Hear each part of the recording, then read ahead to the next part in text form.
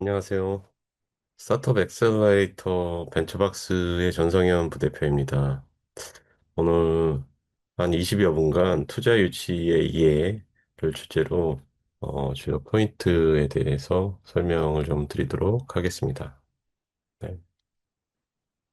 일단 투자 유치란 용어를 우리 스타트업 지금 하고 계시는 여러 대표님들은 다들 많이 용어 자체는 친숙하실 거라고 생각이 듭니다. 다만 이제 우리가 투자 유치라는 용어를 쓸 때 투자 유치를 한다 기업에서 IR을 한다 펀딩을 한다 펀드레이징을 한다 네, 같은 의미로 생각을 하셔도 될 것 같고요. 이것의 행위의 어떤 의미는 기관 투자자 저희 같은 스타트업 액셀러레이터나 벤처 캐피탈을 대상으로 해서 외부로부터 본인의 회사의 어떤 지분을 넘겨주고 거기에 해당하는 만큼의 밸류를 인정받아 자금을 조달해 오는 그런 행위를 우리가 통상적으로 투자 유치라고 얘기를 합니다. 그래서 투자 유치 관점에서 여러분들이 생각해 보실 때 어, 우리 회사의 지금 가치가 굉장히 중요할 수 있을 텐데요. 어, 이 가치를 우리가 현재적인 측면에서 현재 가치와 또 우리 회사의 어떤 미래에 대한 미래 가치 이렇게 좀 나눠서 생각을 해보실 수가 있겠습니다. 투자자라면 당연히 미래 가치가 높은 기업에 대한 어떤 투자를 꿈을 꿀 거고 또 그런 기업들을 찾아서 발굴해서 투자를 하려고 하는 어떤 기본적인 속성을 가지고 있습니다. 다만 이런 미래 가치라고 하는 것들이 창업자의 어떤 일방적 주장이나 어떤 미래에 대한 어떤 계획만으로 보여줄 수 있는 것은 아니고 현재 준비되어 놓은 어떤 준비해 놓으신 만들어 놓은 어떤 현재 가치를 기반으로 해서 판단할 수 있는 지점이다. 이렇게 좀 생각을 해보실 필요가 있겠습니다. 네. 다음은 이제 투자 유치 장점에 대해서 좀 말씀을 드리겠습니다. 투자 유치 장점은 크게 이제 세 가지 관점에서 좀 생각을 해보실 수가 있어요. 첫 번째는 시그널적인 측면에서 좀 생각을 해보실 수가 있습니다. 시그널이라고 하면은 시장에 대한 우리 회사에 대한 어떤 가치 증명 차원에 대한 요소로 생각을 하실 수가 있습니다. 잘 알고 계시겠지만은 지금은 정부의 어떤 창업 지원, 그리고 민간의 어떤 투자, 이런 것들이 각각 제각각 돌아간다기보다는, 기업을 서로 상호간에 평가할 때, 어, 이렇게, 어떤 하나의 사이클로 돌아가면서 서로 상호 보완적인 역할들을 하고 있다고 생각을 하고 있습니다. 물론 꼭 정부 지원 사업에 해당되는 부분만 해당되는 것은 아니고 후속 투자라든지 아니면 제3의 어떤 기관이나 제3의 어떤 사업에 대해서 참여를 하기 위해서 우리 회사를 평가받을 때 우리 회사가 좀 실력이 있고 준비된 회사라고 하는 것을 보여주셔야 되는데 이런 것들이 투자 유치를 통해서 하나의 우리 회사의 어떤 실력을 증명할 수 있는 하나의 계기로 작동을 한다. 이렇게 보여줄 수 있습니다. 그래서 그런 관점에서의 시그널적인 요소에서의 장점이 있다. 이렇게 보실 수가 있고요. 두 번째는 이제 밸류 애드 측면에서의 생각을 한번 해보실 수 있겠습니다. 밸류 애드라고 하는 것은 우리 회사 가치를 더하는 측면에서의 어떤 투자 유치가 효과가 있다. 이렇게 이제 말씀을 드릴 수가 있을 텐데, 여기서 말하는 운영 노하우라고 하는 것들, 물론 이제 사업에 대한 어떤 경험들이 과거부터 충분히 가지고 계신 대표님들도 계시겠지만은 대부분의 이제 많은 창업자들이 처음 창업을 하거나 아니면 창업을 시작한 지 얼마 되지 않은 상태이기 때문에 본인이 가지고 있는 어떤 기술이나 어떤 개발이나 이런 측면에서의 부분적 노하우나 경험은 충분히 높다고 판단할 수는 있겠지만은 그럼에도 불구하고 이제 사업 전반에 대한 어떤 노하우나 사업 운영에 대해서 어떤 전략을 짠다든지 할 때 좀 어려움이 있으실 수 있는데 이런 것들에 대해서 투자사로부터 조금 도움을 받으실 수 있다. 또 특히 투자사가 가지고 있는 다양한 네트워크를 활용해 보실 수 있다는 점도 투자 유치의 큰 장점으로 생각을 하실 수가 있습니다. 마지막은 엑싯인데요. 엑싯은 물론 이제 사업을 시작을 하실 때 또 원대한 꿈을 갖고 뭐 IPO를 간다든지 뭐 하는 어떤 이제 다양한 형태의 장기적 그림을 그리고 계시는 창업자분들이 많으실 거라고 생각을 합니다만 또 그럼에도 불구하고 최근에는 좀 빠른 성장을 통해서 빠른 회수, 엑싯을 해서 초기에 어떤 사업을 마무리하고 또 다음 라운드로 넘어가려고 생각을 하고 계시는 이제 창업자분들도 많이 계시는데요. 그런 관점에서 봤을 때 투자자들이 창업자들에 비해 다양한 어떤 회수 경험, 또 회수와 관련된 필요한 네트워크들을 보유하고 있기 때문에 그런 관점에서 또 도움을 받을 수 있는 것이 투자 유치의 또 하나의 큰 장점이라고 생각을 하실 수 있겠습니다. 네. 여기 보시는 것처럼, 뭐, 이제 미국의 이제 주요 기업들이죠. 물론 이제 지금 사라진 기업들도 있습니다. 이 안에 사라진 기업들도 있지만, 전통적으로 뭐 이렇게 이제, 큰 유니콘으로 성장한 기업들을 봤을 때, 부시 투자를 받지 않고, 자체적인 어떤 그 부트스트래핑만으로 이제 성장한 회사들이 많지는 않다.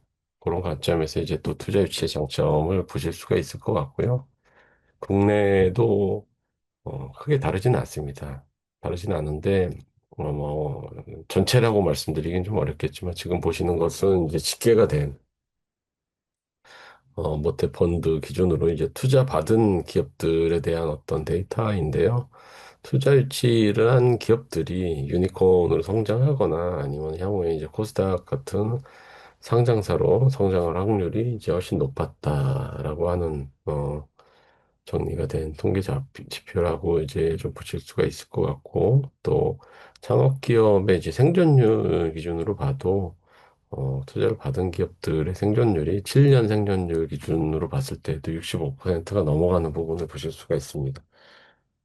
7년 생존율을 이제 상대적 비교를 하지 않아서 감이 좀 없으실 수도 있겠지만은, 제 조사하는 지표보다 조금씩 차이는 있겠지만은, 보통 창업기업의 7년 생존율이라고 하면 아마 20% 내외 정도 되지 않을까 이렇게 생각을 합니다. 그래서 투자 받은 기업들의 장점이라고 보기에는 좀 보호할 수도 있죠. 실력이 있는 기업들이 투자를 받고 성장을 한다. 뭐 이런 측면에서 생각을 하실 수도 있겠지만 또 투자 받은 기업들한테 주어질 수 있는 어떤 다양한 어떤 기회 요인들 이런 것들이 생존율을 높이는데 기여를 하지 않았나 이런 관점에서 또 생각을 해봐서 이런 자료를 소개해 드립니다.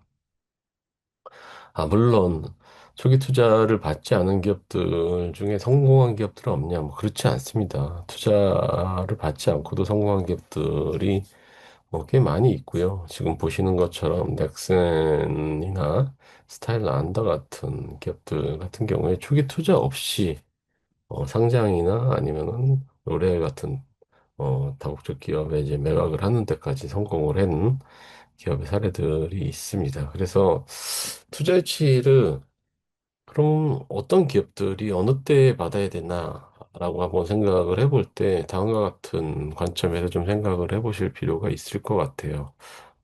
사업의 어떤 성공표를 가지고 있는데 지금 그 어떤 고비나 어떤 그 어려움들을 해결하면 훨씬 더 점프업 할 수 있다고 하는 어떤 명확한 계획이 있을 때 자기 조달이 좀 어려운 상황에 처해 있다. 이럴 때 외부 투자 유치를 좀 생각을 해보실 수가 있을 것 같고요. 좀 나는 순차적인 점진적으로 성장하는 것이 아니라 좀 압축적으로 폭발적 성장을 하고 싶다라고 할 때에도 어떤 외부 투자 유치를 적극적으로 고려해 보실 필요가 있겠습니다. 뭐 그 밖에도 외부에 좀 훌륭한 인재를 확보한다든지 글로벌 진출을 한다든지 뭐 이런 관점에서도 투자 유치가 일부 어떤 필요한 이유로 생각을 해보실 수도 있겠습니다. 다음은 이제 단계별 투자 유치에 대한 이제 이해를 돕기 위한 하나의 이제 장표인데요. 보통은 우리가 이제 시드머니, 시드단의 투자부터 프리 A 투자, 시리즈 A, B, C, D 뭐 이렇게 이제 쭉 나가게 됩니다. 그래서 이런 이제 단계별 투자를 우리가 이제 상징적으로 이제 보여주는 그림이라고 생각하시면 되고요. 절대적이진 않습니다. 절대적이진 않고 지금 이제 도표에 나와 있는 것처럼 어, 프리에이 투자, 보통 시드에서 프리에이까지의 투자 주체들은 우리가 이제 엔젤 투자자나 아니면 저희 같은 이제 엑셀러레이터들이 주로 그 역할들을 맡고 있고요. 그리고 이제 프리에이 단부터 보통 시리즈 단의 어떤 투자들은 우리가 이제 벤처 캐피탈이라고 부르는 VC 중심의 어떤 투자들이 주로 이루어지고 있다. 그래서 요 그림은 사실 완전히 이제 절대적으로 여러분들이 생각하실 필요는 없고 상식적으로 그냥 요런 단계에 요런 투자자들이 주로 투자를 하는구나 정도 생각을 하시면 될 것 같습니다. 그래서 강의를 들으시는 분들이 우리의 어떤 사업 단계나 사업 업력이나 아니면 사업의 어떤 지금 발생시키는 성과 수준을 봤을 때 어떤 투자자를 만나는 게 투자 유치의 성공 가능성을 높일 수 있는지에 대해서 한번 생각을 해보시는 그림으로 이해를 해보시면 좋을 것 같습니다.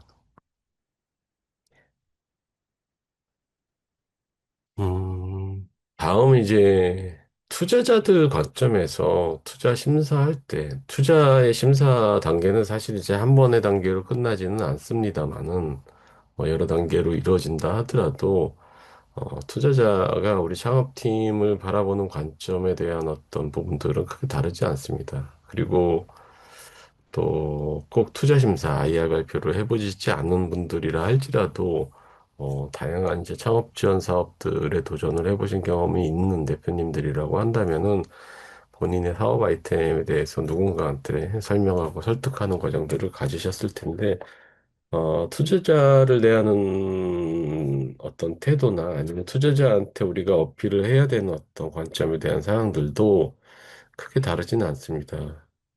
다만 이제 투자자를 대할 때 약간의 차이가 나는 지점들이 있는데 그것들 중심으로 이번 장표에서 좀 설명을 드리도록 하겠습니다. 투자자가 이제 팀을 볼 때 먼저 생각을 하는 것 네 가지 요인 정도로 나눠서 이제 생각을 해보실 수가 있는데요. 첫 번째는 창업자가 가지고 있는 이해도입니다.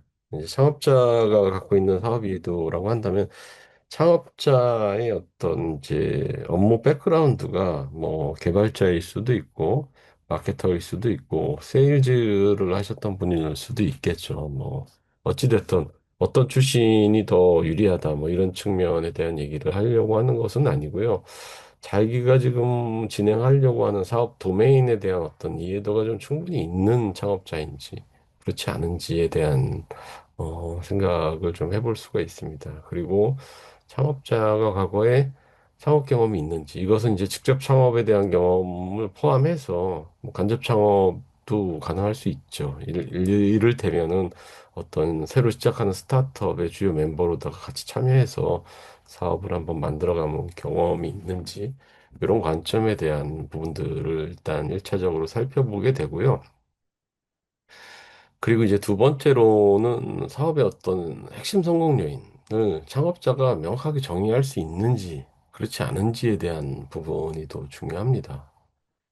어, 사실은 아이템에 대한 어떤 특장점 중심으로 사업의 어떤 강점을 얘기하시는 창업자분들도 계시는데요. 뭐 그런 분들이 사실 상당히 많이 있습니다. 뭐 그게 잘못됐다고 하는 부분은 아니지만은 사업 전체를 바라봤을 때 본인이 이제 사업 아이템을 정하고 시장을 정하고 사업을 이제 그 영위해 나가는 과정 안에서 우리가 사업을 일으켜서 성공으로 가기 위한 어떤 핵심적인 요인들이 어떤 데에 있는지, 그게 개발에 있는지, 아니면 영업에 있는지, 마케팅에 있는지, 아니면 고객하고의 어떤 연속적인 관계 형성에 있는지, 물론 지금 말씀드린 모든 요인들이 다 중요할 수 있는 요인들이긴 하지만은 그 중에서 우리 팀은 어디에 가장 중점적인 성공의 포인트를 두고 있는지에 대해 정의하실 수가 있어야 됩니다. 또 더불어서 이런 사업 성공 요인을 정의하고 사업을 끌고 갈 수 있을 만한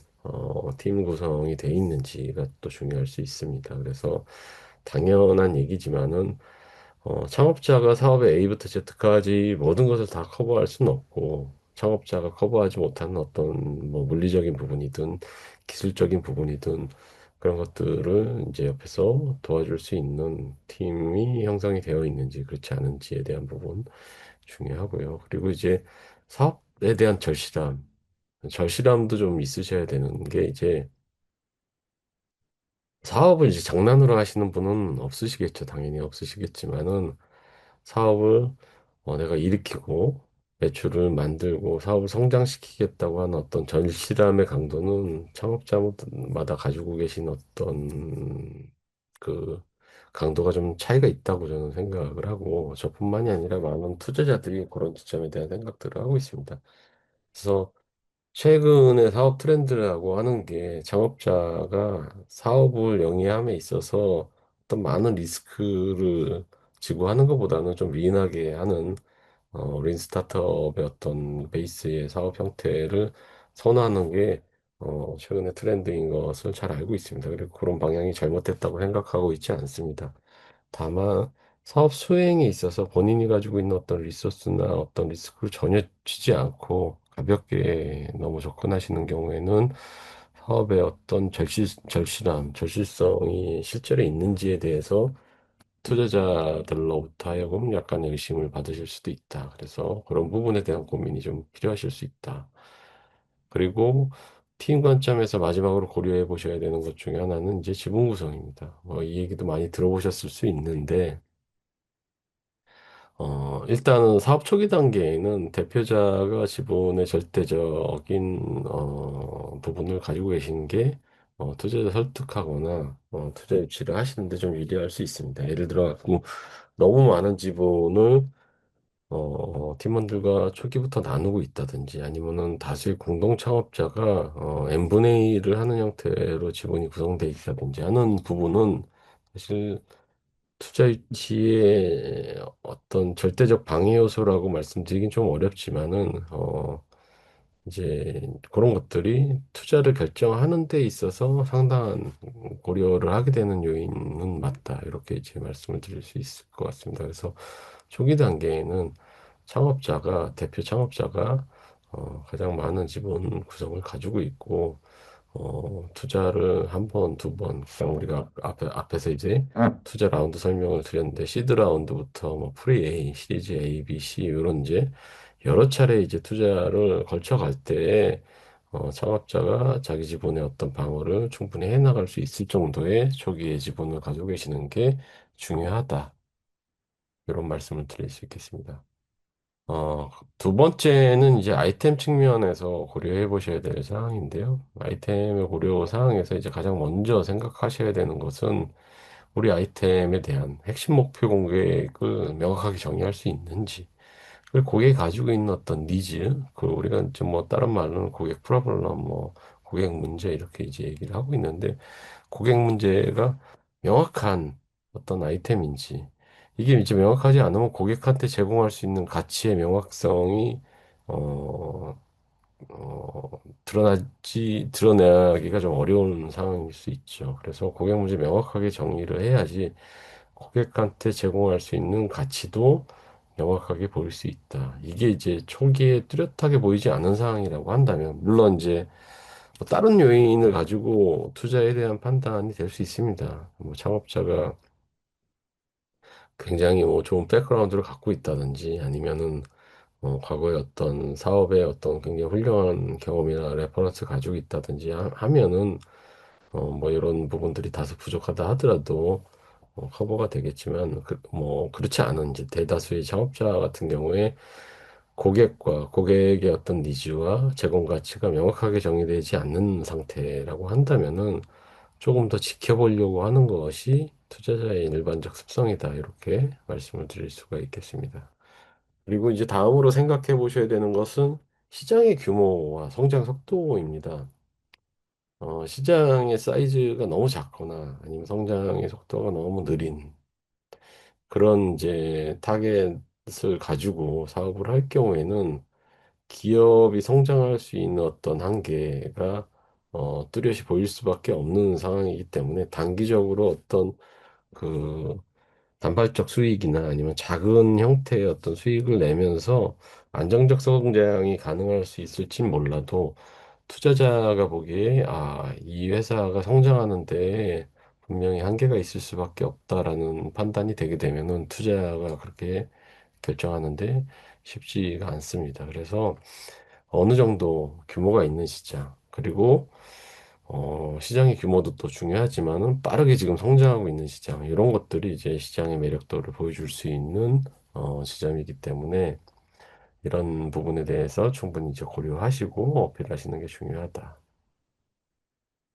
그다음에 후속 투자의 가능성도 굉장히 또 중요한 고려 요인 중에 하나입니다. 그러니까는 특히 이제 저희 같이 초기 투자라는 투자자들 입장에서 이 회사가 지금 진입하려고 하는 도메인 또는 가지고 있는 기술이나 아이템이 후속 투자가 좀 원활히 진행될 수 있는 형태의 사업 아이템인지 그렇지 않은지에 따라서 초기 투자자들이 투자를 할 때 또 고민하는 지점이 될 수 있습니다. 그래서 이런 부분들도 고려해 보실 수가 있다. 투자자 관점의 고려 사항이 있습니다. 투자자들이 이제 위에 이제 말씀드린 팀이나 아이템 관점의 고려 사항들 다 보고 난 다음에 한 번 더 생각해 볼 때 고려할 수 있는 사항들인데 투자자하고 좀 핏이 맞나? 요 이제 핏을 맞춰보기 위해서는 사실은 조금 더 많은 수의 투자자들의 한테 좀 접근해 보시고 다양한 IR 피칭에 대한 어떤 경험들을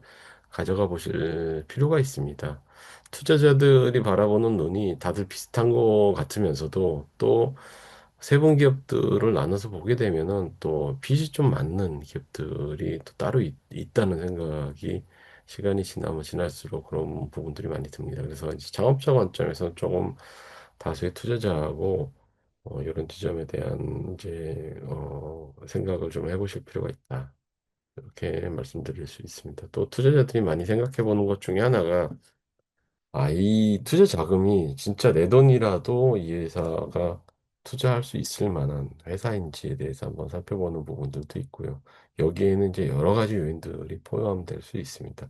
창업자의 어떤 애티튜드 같은 것들도 될 수가 있고요. 또 뭐 지금 앞서서 팀이나 아이템 관점에서 고려 사항으로 말씀드린 이 모든 것들을 다 완벽하게 준비한 창업자는 없죠. 사실은 없는데 거기서 창업자 관점에서 투자자 관점에서 어떤 부분에 대해서 조금 더 가치를 가지고 있는지 이런 이제 상황에 따라서 본인 돈을 가지고 투자할지 말지에 대한 어떤 고민들도 같이 해볼 수 있는 연계점이 있다고 생각을 합니다. 그래서 그런 관점에 고려사항이 있을 수 있다. 그리고 이제 투자사마다 가지고 있는 투자 프레임이 있습니다. 그것은 뭐 예를 들어 갖고 이제 대표적으로 이제 모태펀드 같은 것들을 이제 운영하는 투자사 같은 경우에는 이제 투자 자금의 이제 성격들을 가지고 있을 수 있죠. 뭐 이제 어, 학생이나 교원 창업자 대상으로 투자하는 교육계정을 운영하는 투자사인지 아니면은 문화체육 관광 기업들에 대한 투자라는 문화체육 관광 계정을 가지고 있는 투자사인지 아니면은 7년 미만 스타트업에 투자라는 중소기업 계정을 가지고 있는 투자사인지 뭐 이제 다양한 투자사들이 가지고 있는 펀드에 따라서 투자 프라임이 달라질 수 있고 이런 이제 펀드하고 상관없이 애초부터 투자 프레임을 설정해서 가는 투자사들이 있죠. 뭐 우리는 뭐 예를 들어서 바이오 기업한테만 투자를 하겠다. 또는 우리는 뭐 기술 기반 창업자한테만 투자하겠다. 이런 이제 투자 프레임들을 가지고 투자 활동을 하시는 투자사들이 있기 때문에 그런 관점에서 우리가 저 투자사에 좀 핏이 맞는지 저 투자사의 투자 프레임에 적합한 우리 회사인지 그런 판단을 사전에 좀 검토해 보시고 어, 어, 투자 제안을 요청하시는 것도 필요하다. 이런 말씀을 좀 드리겠습니다. 투자 유치를 위해서 준비하셔야 되는 사항들이 많이 있는데 사실은 오늘 강의 짧다 보니까는 그 모든 것들을 다 말씀드릴 수는 없고 결국에는 투자 유치라고 하는 것은 투자사로부터 하여금 우리가 사업을 진행하기 위해서 돈을 요구하는 행위인데 돈을 그냥 많이 주세요. 아니면은 우리는 뭐 얼마의 금액만 투자를 받으면 됩니다. 뭐 이렇게 이제 금액 단위 어떤 얘기를 하시게 되는 경우들이 많이 있는데 그것을 조금 더 우리 사업의 어떤 핵심 성공 요인과 그리고 어떤 데에 이 자금이 내가 지금 필요한지에 대한 부분들을 보다 명확하게 좀 정리하신 다음에 투자 금액을 갖다 정리하셔서 요청하시는 것이 좋다. 이런 말씀을 드릴 수 있을 것 같습니다.